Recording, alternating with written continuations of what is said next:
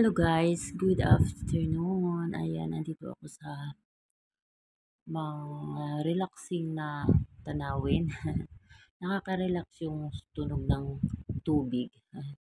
Ayan, ang fountain dito sa labas ng tinitirahan ko ngayon. Bago kong lugar, my new place.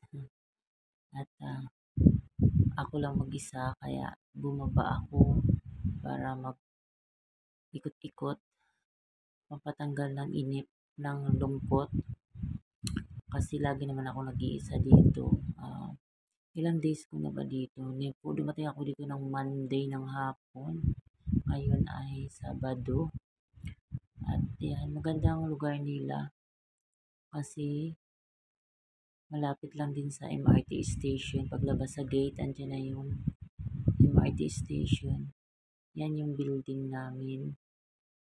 At napaka-relaxing lugar. Maganda yung lugar nila. So, ikot-ikutin ko lang guys para i-check ko. Kasi nga baguhan. So, yan yung parang pinaka-gate. Paglabas dyan, andyan yung MRT station. So, let's go guys. Ikot-ikutin natin kung anong meron dito. Okay na dito kasi hindi ka na maglakad or mag-taxi para makarating lang sa train MRT station. So, maganda. At saka maganda yung lugar nila kasi marami mga puno, di ba? Napaka-relaxing na lugar. Ganda ng lugar na to. Nagustuhan ko talaga din. At kaso lang, guys, ang problema ay basta may mga problema na hindi naman sa amo ko, sa magiging amo ko at sa akin ang problema. Basta galing sa mga broker ko. Okay na sana ako dito talaga. Gusto ko na mag-stay na talaga ako dito. Kaso lang, ayan nga, parang nag-agawa na sila sa akin. Diba? Ako'y nalulungkot.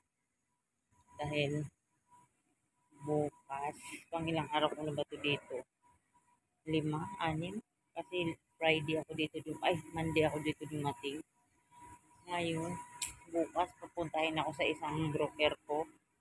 At hindi ako kayang ipaglaban ng isang broker na may-ari ng job order ko dito. Nalulungkot lang ako kasi parang napapagod na ba ako. Yung ang tagal ko itong hinintay, ang tagal ko itong pinagdasal na ibigay ako sa mga taong may mabuting puso at magandang kalooban ba.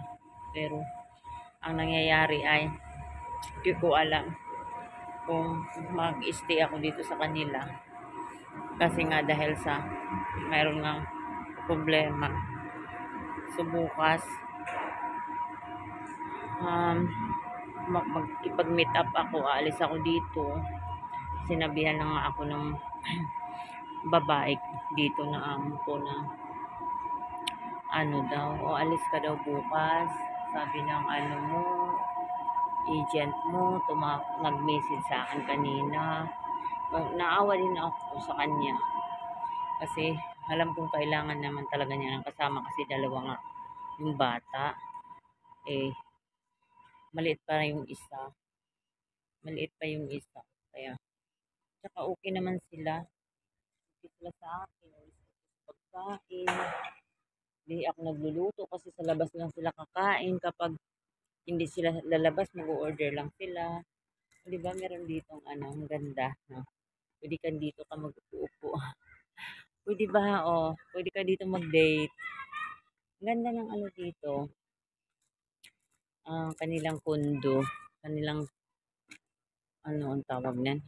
Meron din doong laruan sa labas. Kaya nalulungkot ako kasi kapagod na yung panay na lang ako hila ng aking trolley bag. Yung mga gamit ko hindi na ang ganda ng ang trolley bag, ang mga gamit ko hindi na stay sa isang lugar, nagkalat-kalat na. So ang daming building to, ilang building to. Ang daming, nagto 22 floor yan. Kaya, yun guys, nalungkot ako kasi nga, okay na ako eh. Okay na talaga. Pwede kong maluto kung anong gusto kong lutuin. Sabi, pinadala ako sa grocery para mamili kami, para pumili daw ako ng mga food na kinakain ko. Kasi nga, umaalis sila. Yung pala, lagi silang sa labas kumakain. Ako lang pala sa bahay. Mag-isa kagaya ngayon. Sa bahay kumakain, nag-lunch, sa bahay nag-lunch pero nag-order lang. Pati pag food ko, sinali na din ako in-order, hindi na ako nagluto ng food ko. So, umalis sila magti-3 yata. Ay, hindi, magti-3. Oo, magti-3. Bago mag-3, umalis ata sila. Tapos, gabi na yun uuwi. Kasi sa labas na yun sila magdi-dinner. Sinabi na sa akin. Kasi diba, kaya ako nakakapahinga. Tulong-tulong naman ako sa bata kapag mayroon siyang ginagawa. Ganun. Linis, laba lang, ganun. So, okay sana. Kasi lang, ay nako guys. Iwan ko lang talaga.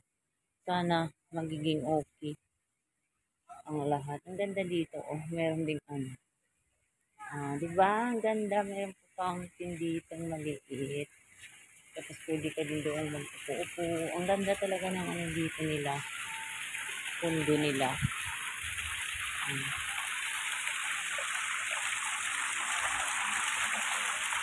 Ang ganda.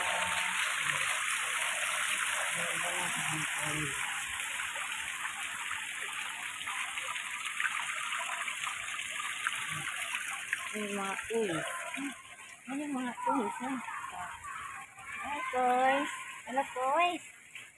Saan talaga ang dami mga toys. Ito, meron din. Cute. Ang laki naman ng isda nila. Isda yan. Tapos pwede dito mag-upo-upo. Hindi ba? Ang ganda ng lugar nila, nakaka-relax. Relaxing. Kaya sana guys, magiging okay bukas. Yun bang maipapatry kasi sa akin bukas yung isa. Hindi naman po pwede yung sabihin, wag mong galingan, mag-cellphone ka doon. Hindi naman po pwede yung ganun, di ba?